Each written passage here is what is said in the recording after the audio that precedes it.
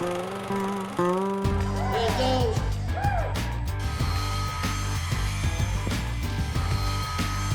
right. Yeah. Come join us as we take you on a trip from the practice pen to the show arena and let you listen in as top trainers prepare their students to compete in the Western industry's most exciting equine sport. Then you'll learn what it takes to become a top weekend cutter.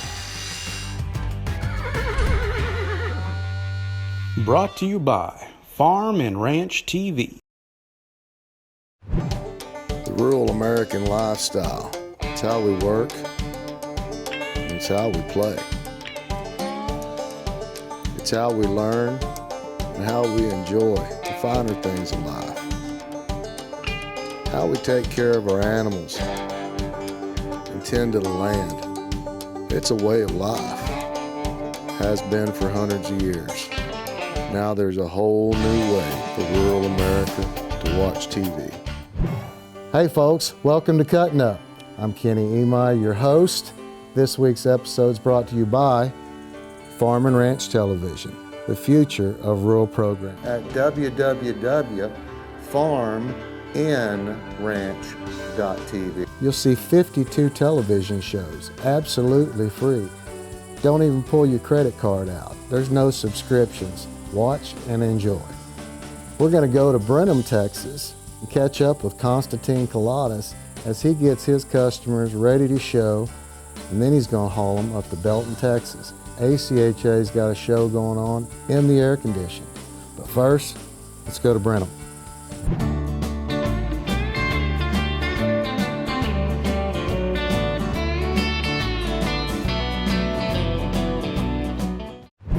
Hi, I'm Constantine here in Brenham, Texas at Nueces Canyon Ranch, and today we're going to work a few horses and practice for a cutting we're going this weekend in Belton.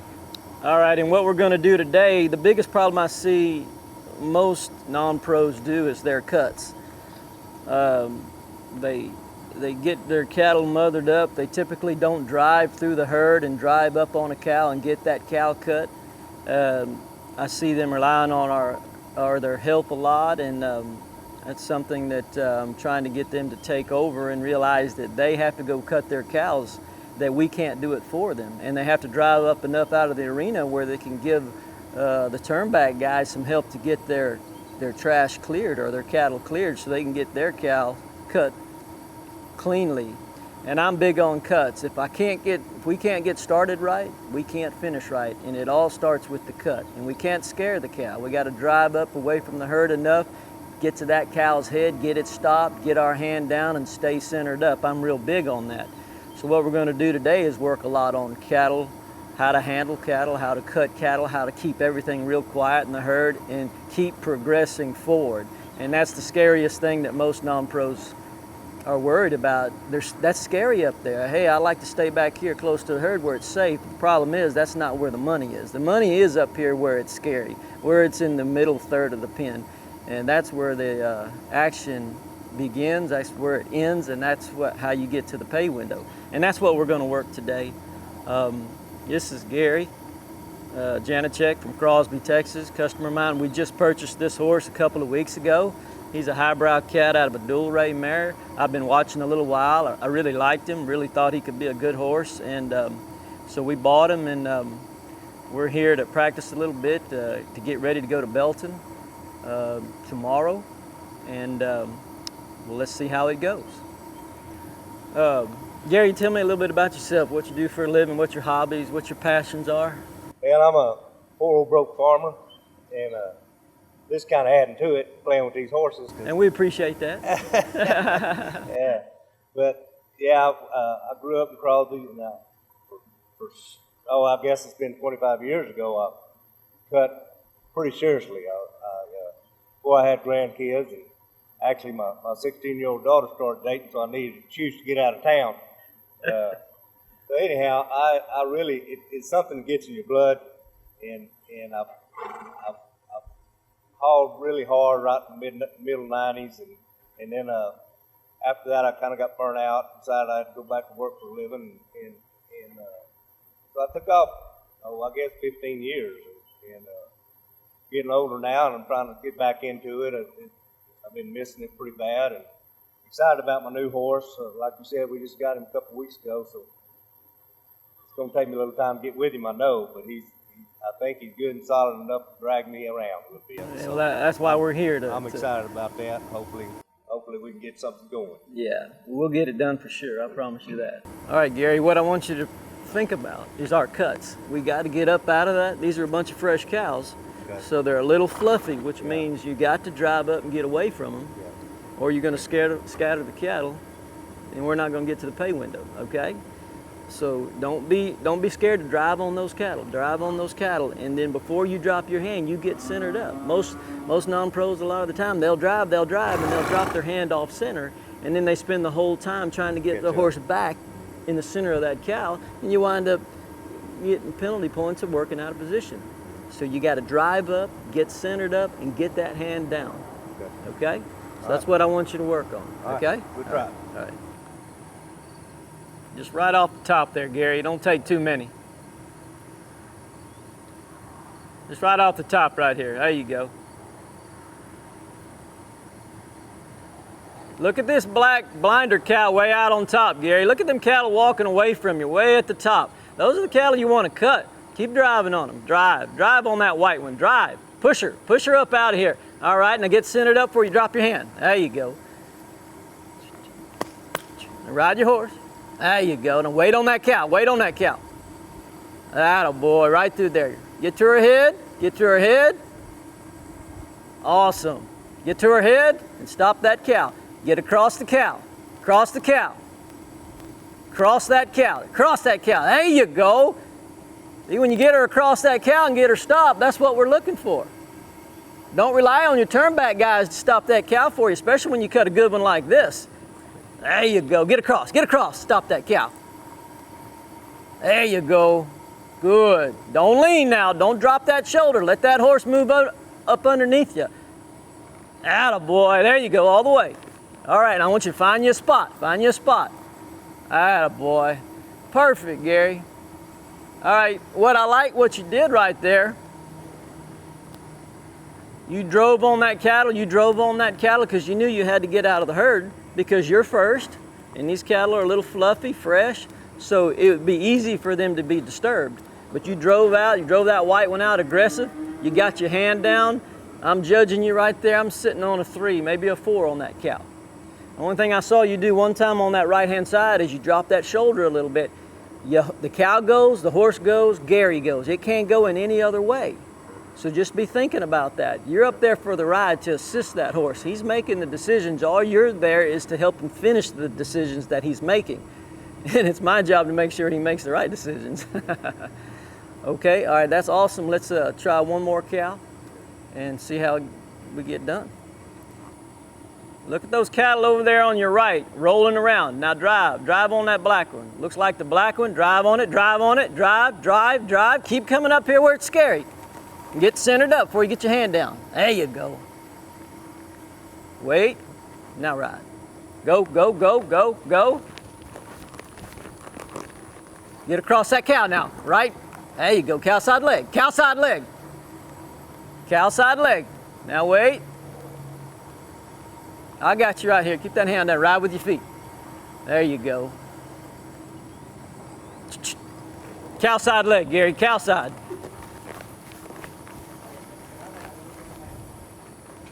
Now remember, if that hat falls off at a show, Gary, you got to remember, if that hat falls off at a show, you cannot get off your horse and pick it up.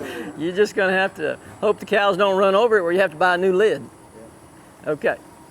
Hey, cow side leg now. Cow side leg. You got a little pushy on you right there. You need to feel that, realize that, and knock them off a cow. Look at these cattle up here in front. There you go. There you go, way up at the top. Atta boy. Side pass that horse right up into that cow. Hang on now. Up. Get your hand down.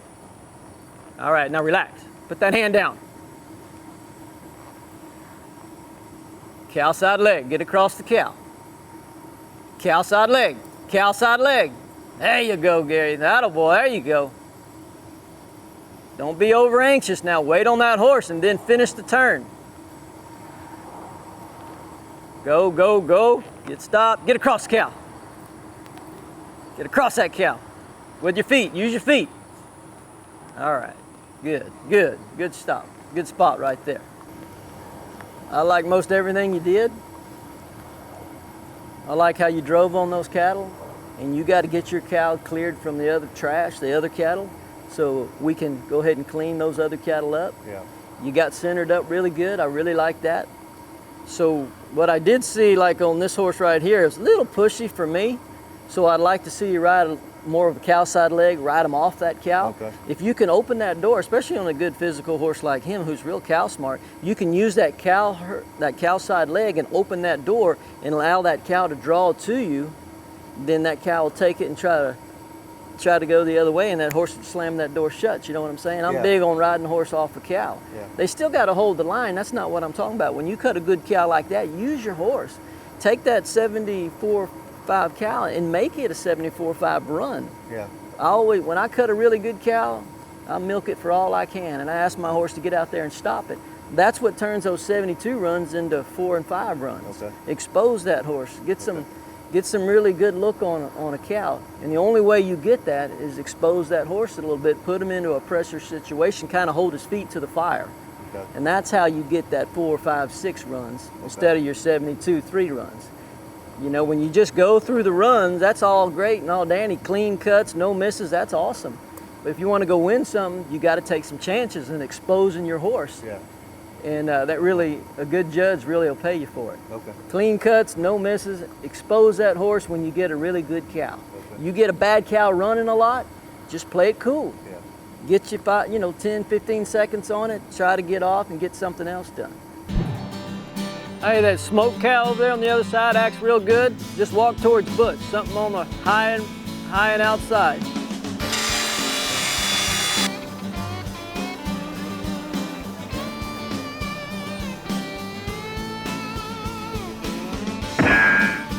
There you go. Keep stepping up through there. Stepping on up through there. Look over there to your right. Keep stepping, Gary. Keep stepping. Keep stepping. Now wait on him, Gary. Wait on him, Gary. Wait on him. Wait on him. There you go.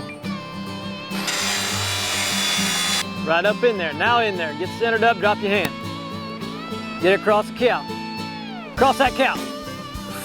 Watch that cow, watch that cow. There you go. Get across. Get across that cow.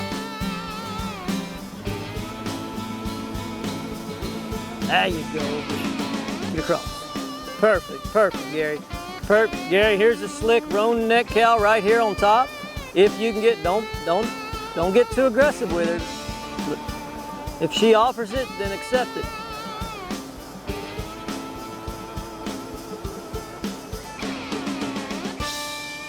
There you go.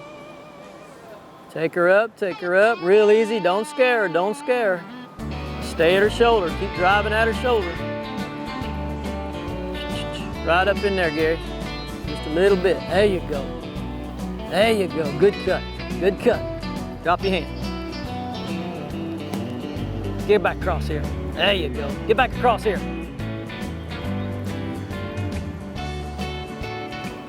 Get back across here, Gary. All right, next time, Gary, next time.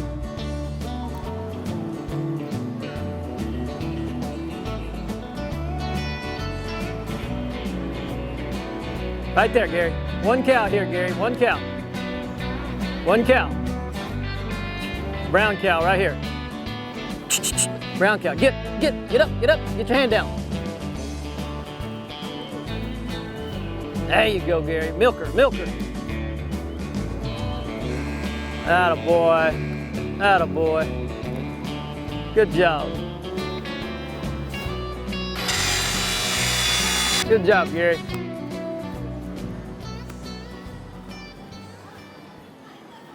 Stay right there. We'll be right back after a word from our sponsors.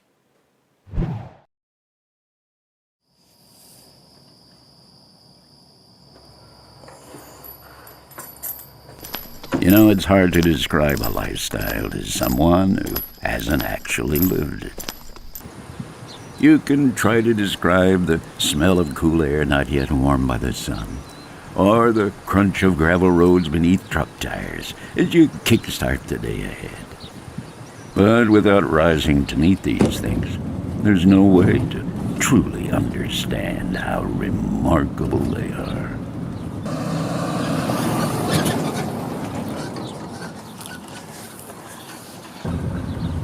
There's really no way for someone to understand just how rare and treasured these moments are if they don't live this ranching way of life. You realize the importance of this lifestyle and cherish and embrace the contentment of working alongside your family and passing your values on to your children, but also realize forces are working against you. Well-meaning but uninformed people work hard to regulate and control the very fabric of the landscape. They don't understand and sometimes don't care about the effects their misguided actions have on your ability to ranch. The water and property rights of ranchers are constantly under assault by bureaucrats who are so far removed from the foundation that built our country. They have no idea of the damage they inflict. Stopping them is a battle, but you don't have to fight it alone. Thankfully, the Texas and Southwestern Cattle Raisers Association works tirelessly to protect and honor America's cattle industry and ranching families.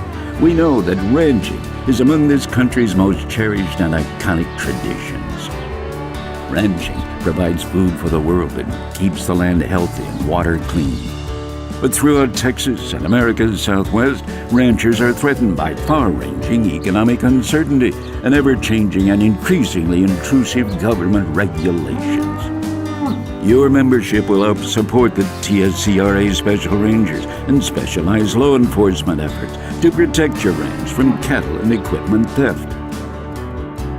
But most of all, your membership will strengthen TSCRA and help ensure ranching will endure and prosper, so that our children and grandchildren won't just hear about what ranching used to be. They'll continue these ranching traditions for generations to come.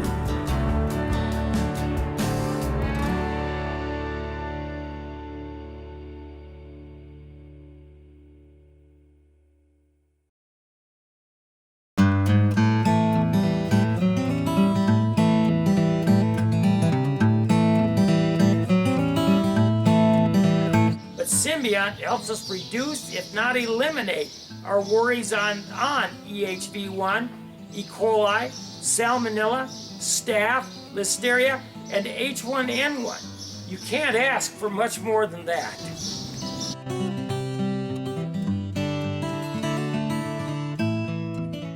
Hi, this is Tyler DeLange from Fort Gratiot, Michigan. Welcome back to Cuttin Up TV.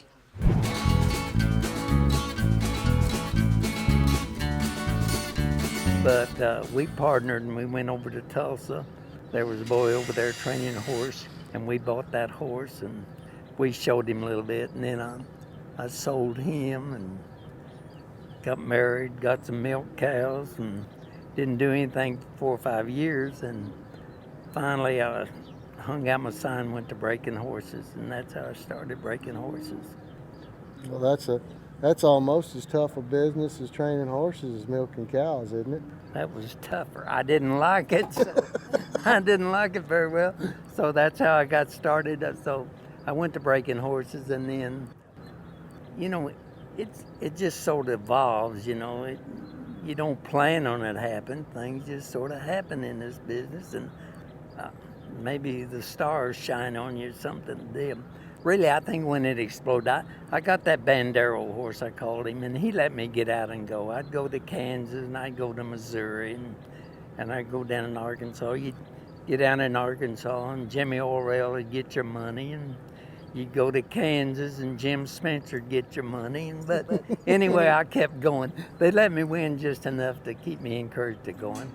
You know, your family is a huge success in this sport. Tell me a little bit about how family has been tied into you with the sport of cutting? I think, Kenny, the main thing is we're very close. There's hardly a week goes by that Jody doesn't call, or that a week that Gail doesn't call. I think the main thing is it keeps the families together. Maybe the very common deal of the horse deal, but it keeps families together. And when it gets said and done, that's what it's all about. And you've got the common bond. The common bond of the horse. And the whole thing is about the horse. Tell me how the horses have changed and evolved from then to now. It's a completely different breed of horses than what we used to ride. Like I'm saying, that Bandera come out of a bucking string, but you didn't think anything about it. You just took those old cold-blooded horses and you started pulling them around in front of a cow, and every once you'd find one that would look at a cow. I think now that they're all cow-bred, so probably the cream will rise to the crop, but I don't think probably these boys can spend as much time on them as we had to on those old cold-blooded horses. I can't take much credit for it. It just sort of happened.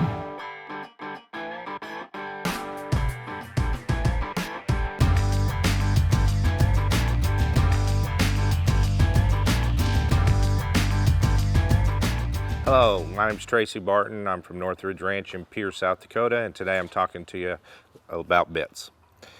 One of my favorite bits is what I call a correction bit. It's called a TTB correction. It's made by Ray Mayhew out of Paterson, New York. Ray has been a customer of mine as well as a sponsor of mine for the past 20-25 years, has supplied me with all my bits. And this is a special bit. It's not a real thin bit, it's a 5/8 bit. And the reason why I like this bit so much, if you get a bit or a correction bit with a real small diameter mouthpiece in it, a lot of times it's going to cut into that horse, or that it's going to make that horse root on that bridle a little bit or scare them. If you have a bit with a bigger diameter, a lot of times a horse will lunge into that bit and you lose that bite and you have to do a lot more tugging. So this is kind of the middle of the road bit, and it has a lot of feel to it. The reason why I say a lot of feel, you can take a correction on a really small diameter and you'll pull and pull and nothing will happen, and all of a sudden you have a tremendous amount of bite. In this particular bit, with the Mayhew bit, the way we've got the shank swept back a little bit, you can pull it a little bit, you get a little bite. You pull a little more, you have a little more bite, or you can really pull a lot and then you can get your stop. This bit, it takes a lot to scare a horse in this type of bit, with this diameter bit, with this shank. I've had some corrections that I've used in the past before I met Ray Mayhew, where the diameter was really small and I would scare the horse, or a diameter was really big and I was tugging all the time and I lost a lot of feel in my horse.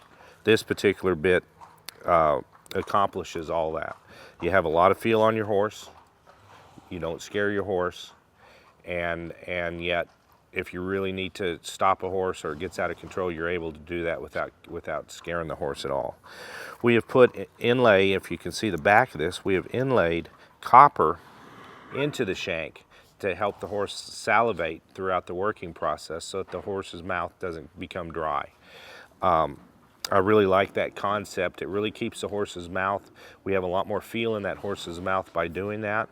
And the longevity of this bit, using it on a horse, far increases that of a bit that you can use for 1 or 2 days and then you've got to swap off. This particular bit I've been using probably for 25 years. I probably won over $2 million using this particular bit, and I'm very comfortable with this. It's a good transition bit from, let's say, a snaffle and a C bit, and you want to go to maybe a stiff bit or a clapper bit sometimes. This correction bit is a good intermediate bit in between there.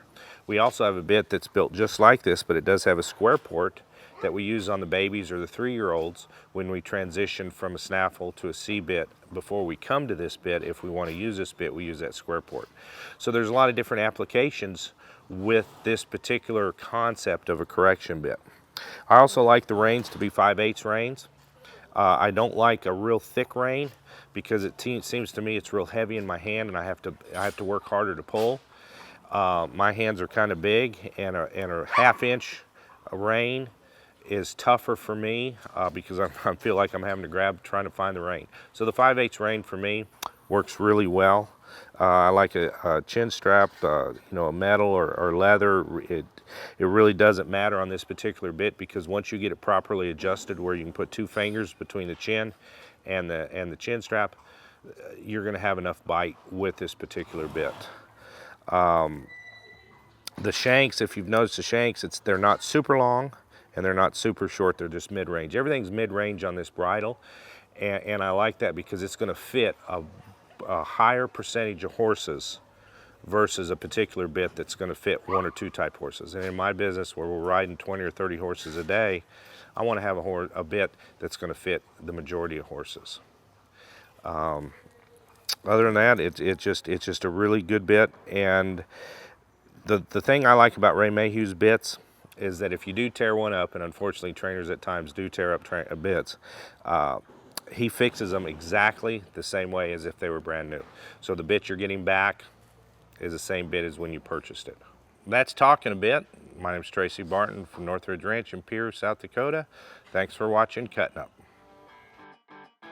The Talking a Bit segment is designed to let you know what trainers consider to be their favorite bit and what their uses are. Be sure and talk with your trainer to see what bit works best for you and your horse. Hey everybody, Kenny E. My Business Development Manager for Farm and Ranch TV.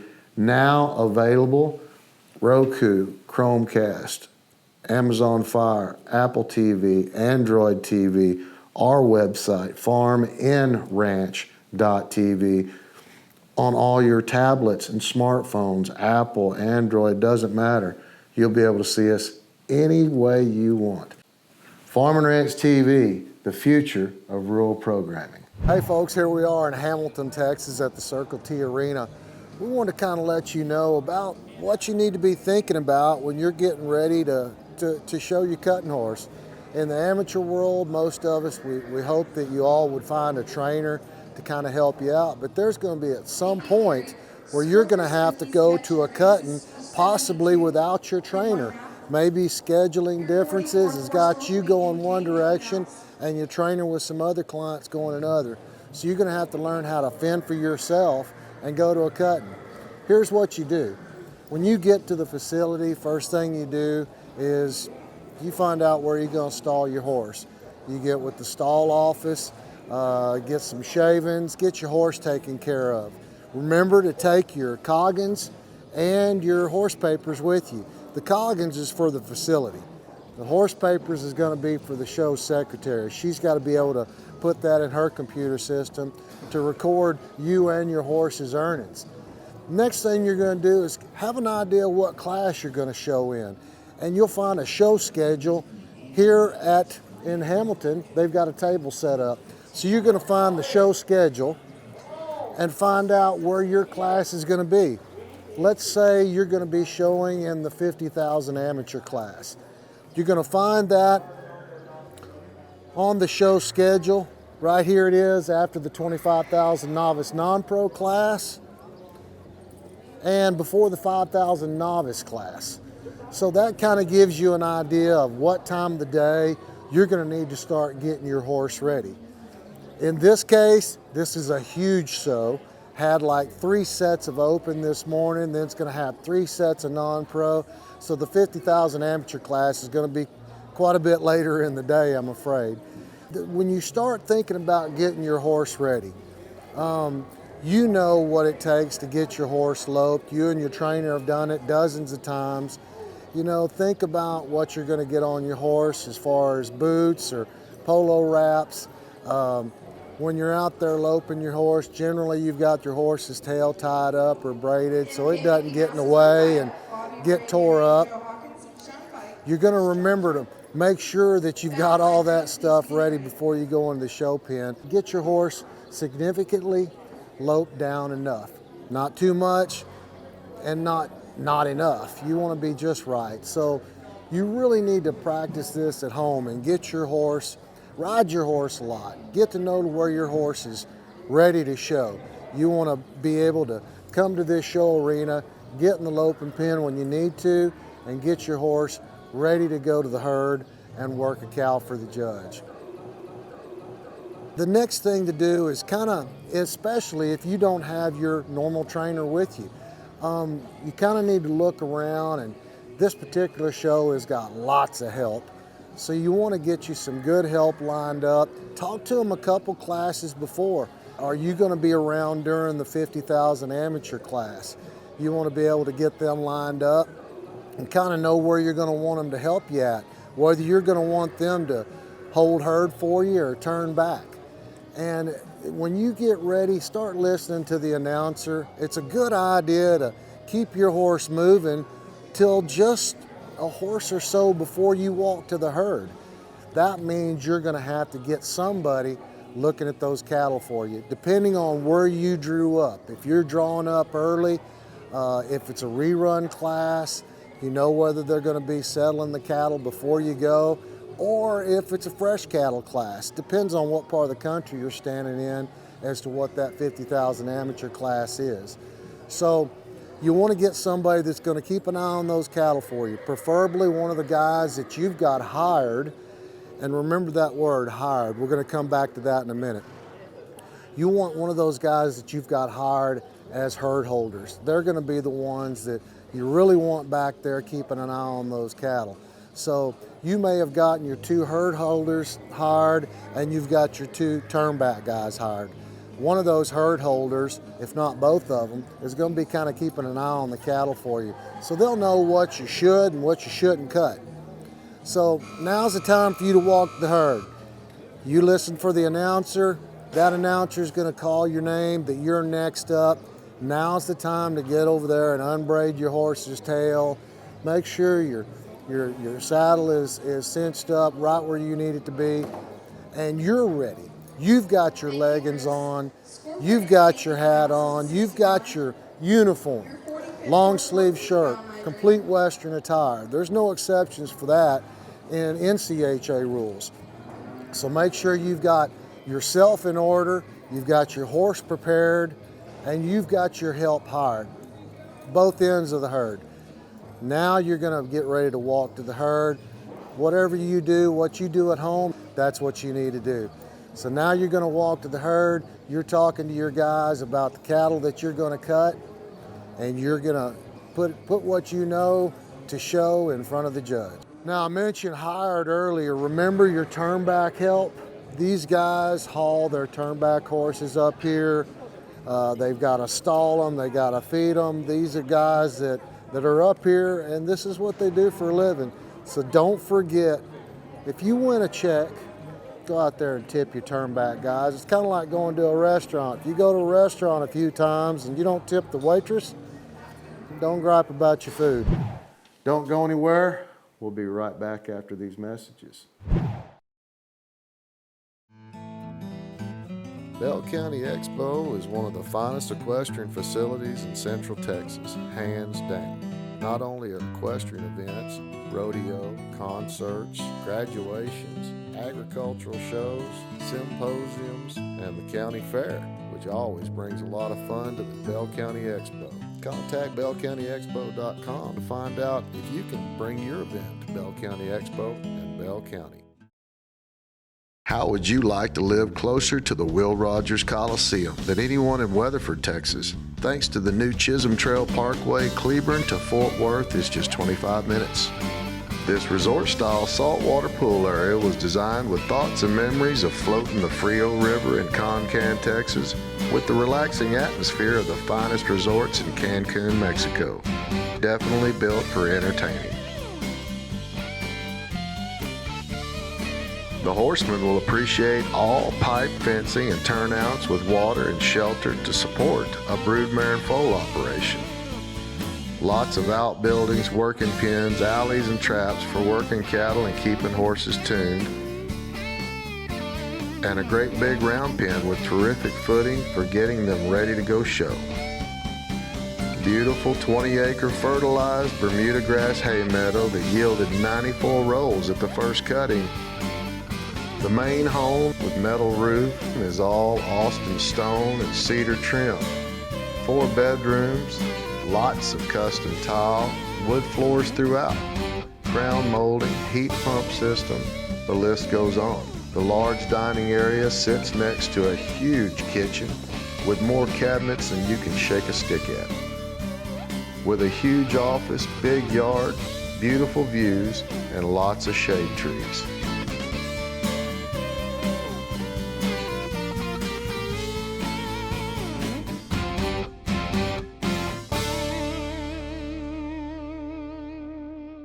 Hey folks, thanks for joining us this week. We want to say a big thank you to Konstantin Kolonis. He is an amazing teacher. If you get a chance, try to hook up with him. Go stay at Nueces Canyon Ranch. Be sure and stay long enough where you can stay at the end. It is fantastic. You'll love it. Make it an entire weekend experience. Or get a hold of Konstantin. He's got a Facebook page. That's where he does a lot of his bookings for upcoming clinics as well as one-on-one. He's a great teacher. You'll love riding with him. Big thank you also to the American Cutting Horse Association. Be sure and go to americancutting.org. Find out where all their great shows are, just like the one they had there at the Bell County Expo. One of my favorite places to go in the state of Texas. Be sure and join us on our next episode of Cuttin' Up.